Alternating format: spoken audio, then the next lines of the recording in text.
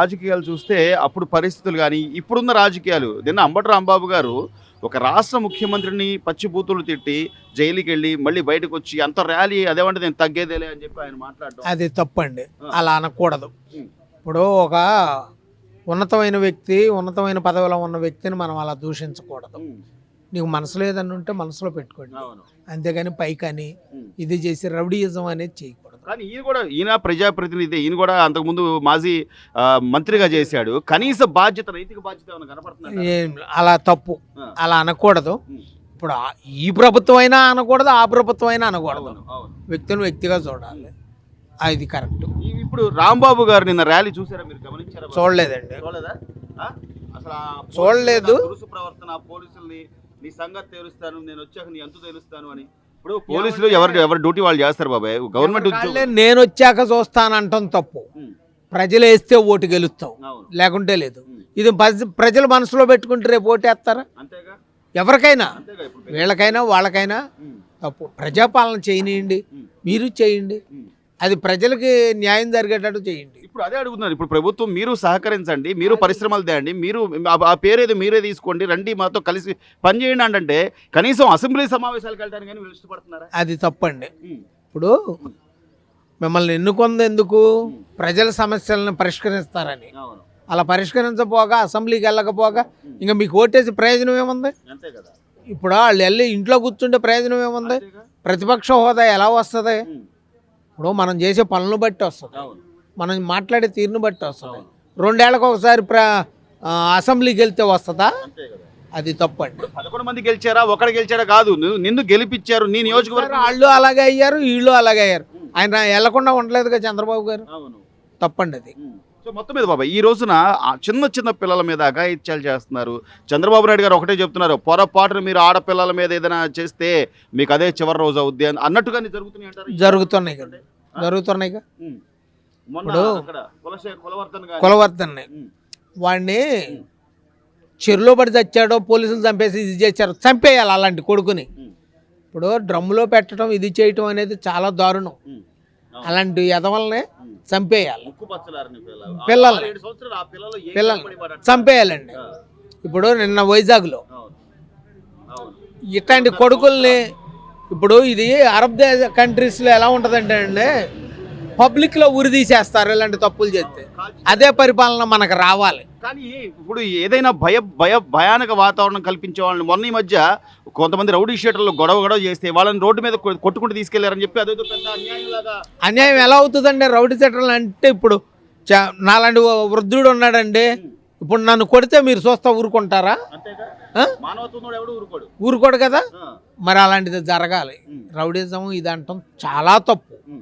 Rowdyism ఏంటంటే కొట్టుకుంటూ తీసుకెళ్తే పబ్లిక్ 10 మందికి తెలుస్తుంది. ఇప్పుడు చూస్తారు అంటే రేపు ఏదన్నా చేస్తే ఇంకొకటి భయపడతాడు, మనల్ని కూడా ఇలాగే చేస్తారు కదా అని. ఆ భయం అనేది ఉండాలి. కొట్టుకుంటూ తీసుకెళ్ళడం తప్పు లేదండి. ఖచ్చితంగా శాంతి భద్రతలను ఎవరు విఘాతం కలిగించినా వాళ్ళకి పోలీసులు అంటే ఒక భయం అనేది ఏర్పడాలండి. చట్టం మెయిన్ అండి, చట్టమే ముఖ్యం. చట్టం లేనిదే మనం ఏమీ చేయలేము. ఇవాళ నేను ఉండొచ్చు అధికారంలో, రేపు మీరు ఉండొచ్చు. అది తప్పండి. చట్టానికి ఇచ్చే విలువ చట్టానికి ఇవ్వండి, అది చేయాల్సిన పని అది చేస్తుంది.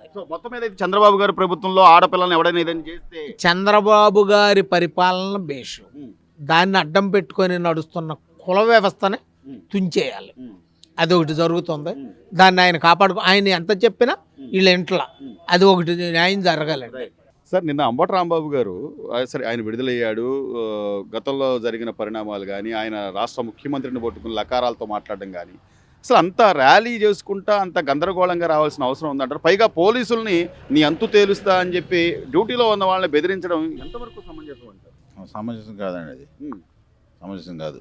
ఏంటి వాళ్ళ ధైర్యం? లకారాలతో పదవిలో ఉన్న ముఖ్యమంత్రిని తిట్టి పైగా దౌర్జన్యాలు మళ్ళీ వాళ్ళ ఇదేంటి వాళ్ళ ఐడెంటిటీ కాపాడుకోవటానికి, అలర్లు బలర్లు.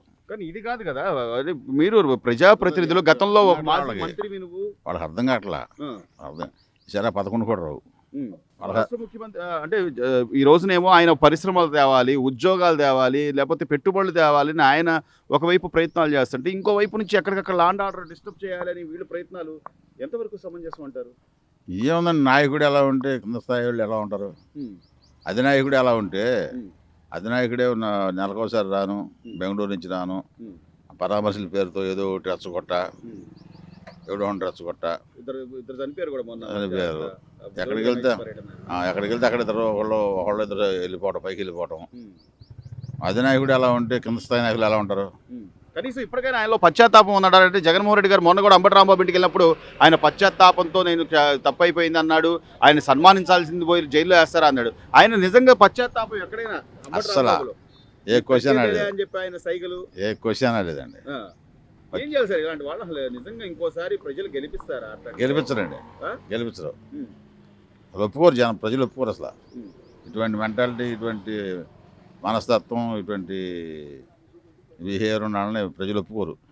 అది ఏ పార్టీ అన్నామని ఒప్పుకోరు, ప్రజలు ఒప్పుకోరు. ఎలా ఉంది సార్ ఇప్పుడు ప్రస్తుతం నడుస్తున్న పరిపాలన ఎలా ఉందంటారు? పాలన బ్రహ్మాండంగా ఉందండి. పవన్ కళ్యాణ్ గారు కానీ పాలన బ్రహ్మాండంగా ఉంది. ఇంకో 15 సంవత్సరాలు ఇలాగే ఉంటుందని పవన్ కళ్యాణ్ గారు ప్రతి వేదిక మీద చెబుతున్నాడు. అది నడుస్తుంది, ఇబ్బంది లేదు. కానీ మళ్ళీ మేమే వచ్చేది ఒక్కొక్కటి సంగతి తెలుస్తాం, బట్టల ప్రదర్శన పెడతాం, రప్ప రప్ప. ఇప్పటికీ బ్యానర్లు ఎక్కడ ఏదో ఏ పండగ వచ్చినా కూడా బ్యానర్లు అవే కదా సార్? ఎక్కడికండి వచ్చేది, ఎక్కడికి వస్తారు? సార్ చివరిగా సార్, ఈ రోజున చిన్న చిన్న పిల్లల మీద అఘాయిత్యాలు పాల్పడుతున్నారు. వాళ్ళకి ఇదే చివరి రోజని చంద్రబాబు గారు చాలా స్పష్టంగా చెబుతున్నారు. కొంతమంది అలాగే సూసైడ్లు చేసుకుని చనిపోయే పరిస్థితి ఎలా ఉంది సార్? అంటే లా అండ్ ఆర్డర్ విషయంలో ఈ ప్రభుత్వంలో ఎట్లా ఉందంటారు? లా అండ్ ఆర్డర్ చాలా మెరుగైందండి. పోయినసారి గవర్నమెంట్ మీద ఈసారి చాలా మెరుగైంది. అప్పుడు ఎలా ఉండేదంటారు? అప్పుడు మరీ దారుణం అండి అసలు. అది ఇప్పుడు అక్కడ అమర్నాథ్ గౌడ్ పెట్రోల్ తగలబెట్టేశారు, దాని మీద అసలు ఎఫ్ఐఆర్ ఇవ్వడం లేదు. అట్లాంటి కోకోళ్ళు. ఇప్పుడు అనంతబాబు ఉన్నాడు, నిన్న 2 రోజులు చెంటున్నాం, అనంతబాబు భార్య కూడా ఉంది అందులో, పరారీలో ఉందని. ఇప్పుడు అనంతబాబుని ఏం చేయాలి? ఎమ్మెల్సీగా డిస్మిస్ చేయాలి. చేయకుండా వాడిని తెచ్చి పక్కన కూర్చోబెట్టుకుని ఆ జైలు నుంచి బయటకు వస్తుంటే పెద్ద మేళతాళాలతో స్వాగతాలు.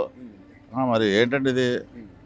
సో ఈ రోజున ఏ ఆడపిల్ల మీదైనా చెయ్యేస్తే మీకు అదే చివరి రోజు అన్న ఉంది ఉంది. మొన్న అతను కులవర్ధన్ కానీ అంటే చెరువులో దూకి చనిపోయాడని చెప్పి అంటున్నారు. సో ఇట్లాంటి వాళ్ళకి ఏం చెప్తారు సార్? అంటే ఒక పెద్దవారిగా మీరు ఈ చిన్న పిల్లల మీద చేసే వాళ్ళకి ఏం చెప్తారు? భయం. ఎట్టి బస్తే మన వదిలిపెట్టరు. తప్పు చేసాం మన వదిలిపెట్టరు అనే భయం. అది దాంతో సూసైడ్ చేసుకోతారు. సో ఈ గవర్నమెంట్ లో ఆ భయం అయితే ఉందండి. ప్రభుత్వం అయితే 100% ఉంది. అన్న ఈ రోజున జరుగుతున్న ఘటనలు చూస్తుంటే అంటే చిన్న చిన్న పిల్లల్ని, ముక్కు పచ్చలారని పిల్లల్ని అన్యాయంగా పొట్టన పెట్టుకుంటున్న మానవ మృగాలను ఏం చేయాలంటారు? అంటే ఈ రోజున చట్టాలు కూడా చాలా కఠినంగా వ్యవహరించాలని రాష్ట్ర ముఖ్యమంత్రి చంద్రబాబు గారు అయితే మీకు అదే చివరి రోజు అని గట్టిగా వార్నింగ్ ఇస్తున్నారు. దాని మీద మీ అభిప్రాయం? మనకున్న చట్టాల వల్ల ఏమి కాదండి. గల్ఫ్ కంట్రీలో చట్టాలు ఉంటాయి, బహిరంగంగా ఉరిదెత్తం, బహిరంగంగా తలదీసేయడం, అలాంటి చట్టాలు వస్తే కానీ వీళ్ళు మారరు. అలాంటివి రావాలి. కనీసం అంటే ఈ రోజు చిన్న చిన్న పిల్లలు, ఇప్పుడు ఆ అమ్మాయి 7 సంవత్సరాల పాప, ఆ పిల్లలు ఏముంటుంది? లేకపోతే ఆ 2.5 సంవత్సరాల అవునండి. ఇప్పుడు చిన్న చిన్న పిల్లలను బయటకు పంపించాలని భయం వేస్తుంది, ఇంటి పక్కన ఇంటికి పంపించాలని భయం వేస్తుంది. మరి ఆడ అన్నయ్య అనుకుంటానే అలా చేసాడు. మరి ఇవాళ ఎవరు నమ్ముతారు? మరి ఆడపిల్లలు గల తల్లిదండ్రులు ఎవరు నమ్ముతారు? ఎవరైనా నమ్మలేరు కదా. గల్ఫ్ కంట్రీ చట్టాలు తీసుకొస్తేనే వ్యవస్థ కంట్రోల్లో ఉంటది. ఏదైనా జరిగిందని రోడ్డు మీద వాళ్ళని నడిపిస్తా తీసుకెళ్తేనే అదేదో పెద్ద అన్యాయం అని చెప్పి జగన్మోహన్ రెడ్డి గారు గందరగోళం చేస్తున్నాడు కదా. వాళ్ళ హక్కులు అవి వాళ్ళు ఏదో మంచివాడు లాగా. ఇప్పుడు మన రౌడీ షెట్ కొంతమందిని రోడ్ల మీద కొట్టుకుంటూ తీసుకెళ్లారు, మీకు గమనించుంటే. అది అన్యాయం అంటారా ఆయన? అంతకుముందు గవర్నమెంట్ కూడా చేయలేదు మరి ఇలాంటివన్నీ. మరి చేయాలి కదా వాళ్ళు కూడా. వాళ్ళు అలా తీసుకెళ్ళడం వల్ల ఏముంది? రేపు పొద్దున వాళ్ళు మారితే సమాజంలో వాళ్ళకి ఇది ఉంటది కదా. కనీసం గుర్తిస్తారు జాగ్రత్తగా ఉండాలని మనం అనుకుంటాం కదా. అవును. చంద్రబాబు నాయుడు పరిపాలన బాగుంటాయి, అసలు ఎదురు లేదు. ఇంకా ఈ తెప్ప వచ్చేది కూడా చంద్రబాబు నాయుడే. అసలు రైతులు మునుపు నాకే 2 లక్షల రూపాయలు జగన్ గారు ఏమి ఇవ్వాల చెప్పాలంటే. ఇప్పుడు ఎమ్మటే 24 గంటలు డబ్బులు పడిపోయినాయి మాకు. ధాన్యం డబ్బులు పడిపోయినాయి, మొత్తం అందరికి కూడా పడిపోయినాయి. మా ఏరియాలో ఇక్కడ దాని డబ్బు ఆగింది 10 రోజులు అన్నాడు ఎవడో లేడు లేదు లేదు రైతుగా మీరు అమ్మడం ఎమ్మటే డబ్బులు పడిపోవడం. ఎమ్మటేనే ఆ. 24 ఇట్లా అంటే ఇన్ని ఆర్థిక ఇబ్బందుల్లో కూడా రైతులకి మంచి చేయాలి లేకపోతే జనాలకు మంచి చేయాలి ఆయన ప్రయత్నం చేస్తుంటే చంద్రబాబు గారు ఎక్కడికక్కడ అడ్డుపడటం ఎంత ఏదో ఏదో చేయలేక చేయటం ఏడుపులే కానీ చేసేవాడు నిదానంగానే ఉంటాడు. చేయనాడు ఏంటంటే పనికిరాని ఏదో వాగుతూ ఉంటాడు. ఇక వాడి గురించి మనం మరి ఆలోచించుకోవడం మళ్ళీ వస్తాను నేను ఒక్కొక్కటి సంగతి ఇక- తెలుస్తాను. అవన్నీ ఇప్పుడు ఇందాక చెప్పాడు చూసిగా, పెద్ద ఆయన చెప్పినట్టుగానే ఉంటుంటాయి. ఏదంటే చేయలేనాడు నేనే వస్తానంటాడు. జనాలు అయితే జగన్ గురించి ఆలోచన లేదా? అసలు లేదు ఆ? లేదు. సార్ దాదాపుగా 2 ఏళ్ళు అవుతుంది కూటమి ప్రభుత్వం అధికారంలోకి వచ్చి. ఈ రోజున చంద్రబాబు గారేమో లేదా కూటమి నాయకులు మనకి అధికారం ఇచ్చింది కేవలం ప్రజలు ఏదో రాష్ట్రానికి బాగు చేస్తాం, రాష్ట్రానికి ఏమైనా డెవలప్మెంట్ చేస్తామని చెప్పి ఎక్కడ కూడా వ్యక్తిగత కక్షలు పోవద్దు అని చెప్పి అసెంబ్లీ సమావేశాల్లో కూడా చాలా క్లియర్గా వాళ్ళకి టైం ఇస్తామంటున్నారు, మాట్లాడని అంటున్నారు. అయినా కూడా జగన్మోహన్ రెడ్డి గారు అసెంబ్లీకి వెళ్ళట నిన్న ప్రెస్ మీట్ పెట్టి కేవలం రాష్ట్రంలో ఇన్ని కోట్ల అప్పులు వాళ్ళ వ్యక్తిగతంగా అప్పులు చేస్తున్నారు తప్ప రాష్ట్రానికి ఏ ఉపయోగం లేదని జగన్ గారు చెప్తున్నారు. ఏంటి ఎలా చూడాలి? అప్పులు చేసేకి దిగిపోయింది, అప్పులు చేసి దిగిపోయాడు. మొత్తం పంచిపెట్టి అప్పులు తెచ్చి అన్ని కార్పొరేషన్లు పెట్టి అప్పులు తెచ్చి దిగిపోయాడు. ఎన్ని వడ్డీలు కట్టాలి కదా, ఎన్ని వడ్డీలు కట్టాలి, మరి సంక్షేమం నడపాలి, డెవలప్మెంట్ చేయాలి, ఎన్ని చేయాలి కదా, టైం పడుతుంది.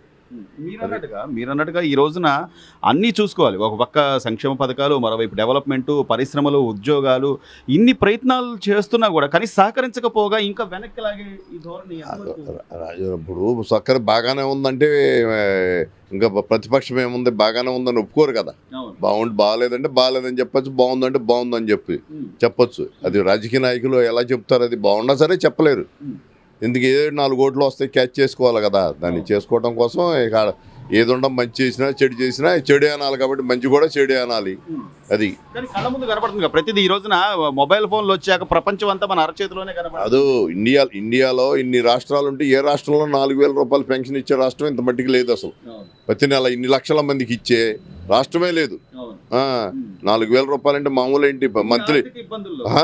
ఇప్పుడు 12 నెలలు 4,000 48,000 రూపాయలు అమౌంట్ ఒక్కొక్క కుటుంబానికి ఇన్ని లక్షల మందికి వెళ్ళటం అంటే హారిబుల్ అనమాట. ఇండియాలోనే మీకు వరల్డ్లో కూడా లేదేమో నేను అనుకోవటం. ఇంత కానీ ఇంత చేస్తున్నా ఇప్పుడు ఈసారి పోనీ సహకరించద్దు, సహకరించకపోగా ఎక్కడ పడితే అక్కడ అల్లర్లు లేకపోతే రప్పా మనం వచ్చాడు మీ సంగతి అవన్నీ మామూలే కదా. అంతా ఊరినే ఏముంది, ఏదోటి ఎన్ని వాళ్ళ పని వాళ్ళు ఇక అదే కదా. ఫైటింగ్ సినిమా కదా వీళ్ళు, ఇది కుటుంబ కథా చిత్రం కాదు. వీడికి లాంగ్ టైమ్ ఫైటింగ్ సినిమా అంతే. ఫైటింగ్ కావాలి, ఫైటింగ్లో నుంచి వచ్చిన మనిషి కదా. మర్డర్లు బొర్డర్లు వాళ్ళ తాత వాళ్ళ నాన్న మర్డర్లు చేసుకుంటా పైకి వచ్చిన ఫ్యామిలీ నుంచి ఇక రఫ్ అనే అంటాడు. ఇంకేముంటుంది ఇక. అంబటి రాంబాబు గారు మొన్న ఆయన సరే ఆవేశంలో మాట్లాడాడు, ఏదో ఆయన మళ్ళీ తిరిగి రియలైజ్ అయ్యాడు, క్షమాపణ కూడా చెప్పాడు. ఆయన సన్మానం చేయాల్సిన పోయి అరెస్ట్ చేస్తారా అని అడిగాడు జగన్మోహన్ రెడ్డి గారు. నిన్న కూడా బయటకు వచ్చి ఆయన నేను తగ్గేదేలే అని చెప్పి ఇప్పుడు అంటం ఎందుకు మళ్ళీ తప్పు అయిపోయింది అంటం ఎందుకు మళ్ళీ సన్మానాలు చేయటం ఎందుకు? అసలు జగన్ చిన్నాడు కాదుగా గబక్క నేను లూజ్ టాక్ చేయటానికి. అడిగి 60-70 ఏళ్ళు వయసు వచ్చింది, పెళ్ళిళ్ళు అయినాయి, మనవరాళ్ళు ఉంటాడు. ఆ వయసు ఆశ చూసి మరి జాగ్రత్తగా మాట్లాడాలి కదా ఎవరినైనా. మీకు ఏదో చదువుకున్నాడు గేదలు కాసేవాడు మాట్లాడినట్టు మాట్లాడితే ఎట్ట కుదురుద్ది? 2 సార్లు ఎమ్మెల్యే అయ్యాడు.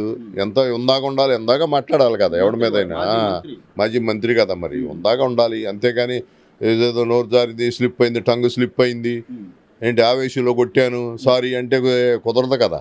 నేను అనేది కూడా రాజమండ్రి జైలు నుంచి వస్తే అదేదో పెద్ద అంటే ఎంతో ఉద్ధరణ చేశాను అన్నట్టుగా ఆ బహిరంగ ర్యాలీ కానీ పోలీసుల్ని నీ అంతు తేరుస్తాను బెదిరించడం ఎంత సమంజసమే ఉంది. అంతే ఆ క్యారెక్టర్ అంతే. ఇవన్నీ వాళ్ళంతా హిలన్స్ అనమాట. అది చూస్తూ ఉంటారు, టైం ఉంది. ఇంకా టైం ఉంది, తొందర ఉంది. ఇప్పుడే కదా మొదలు స్టార్ట్ అయింది. ఇంకా పరిపాలన లైన్లో పడలేదు కదా. ఇంకా అసలు కొత్త పెన్షన్లు కానీ కానీ ఇసుక ఫ్రీ, బస్సు ఫ్రీ, అన్నీ ఫ్రీ అనేసరికి డబ్బు లేదు మీకు. ఇంకా ట్రాక్ మీద రాలేదు. ఇంకా టైం పడుతుంది.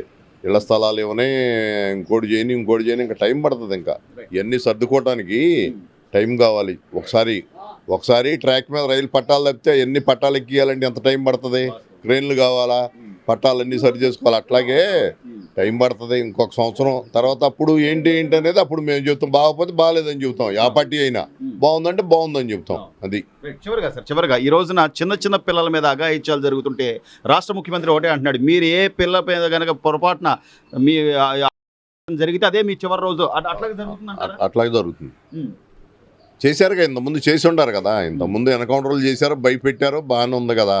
ఇప్పుడైనా లాండ్ ఆర్డర్ బాగానే ఉంది, లాండ్ ఆర్డర్కి ఇబ్బంది ఏమి లేదు. కాకపోతే వాళ్ళ ఒక్క పార్టీ తప్పితే మిగిలిన వాళ్ళు ఎవరో వాళ్ళ జోలికి వెళ్తాం, కానీ ఇంకా వాళ్ళే అధికార పార్టీ వాళ్ళ మీదకి వాళ్ళే తిరగబడతారు అధికారం లేకపోయినా. అది అన్నమాట పరిస్థితి. అధికారం ఉండి కూడా మంచితనం ఏం లేదు, అంతే. ఇక పట్టించుకోబాకండి, పరిపాలన మీద దృష్టి పెట్టండి, మీరు ప్రజల సమస్యల మీద దృష్టి పెట్టండి అని చెప్పి ఆయన పదే పదే చెప్పడం కానీ. అవునవును, పరిపాలన అంటే ఏం బాగపోతే ఎవడో రారు కదా, దానికి చెడగొట్టడం కోసం ఇదంతా ఏమి లేదు. డెవలప్మెంట్, కంపెనీలు రావాలా, ఇంకోళ్ళు రావాలా, ఏదన్నా గొడవలు అయినాయి అనుకో, బాగాలేదు ఈ రాష్ట్రం ఎందుకు ఇంకో పక్క రాష్ట్రం పోదాం అనుకుంటారు కదా, దానికోసం ఇదంతా ఇదొక టైప్ అనమాట, ఇదో టైప్ పాలిటిక్స్ అనమాట అది.